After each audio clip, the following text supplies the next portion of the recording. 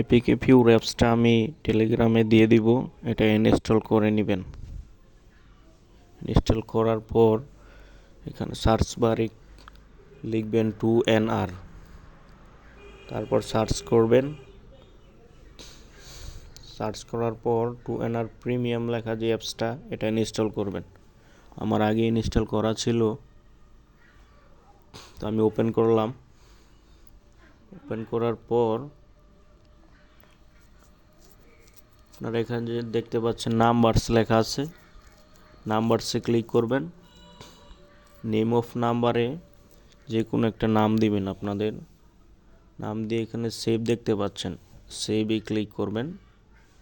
তো নাম্বারটা আপনাদের সেভ হয়ে যাবে। আশা করি বুঝতে পেরেছেন।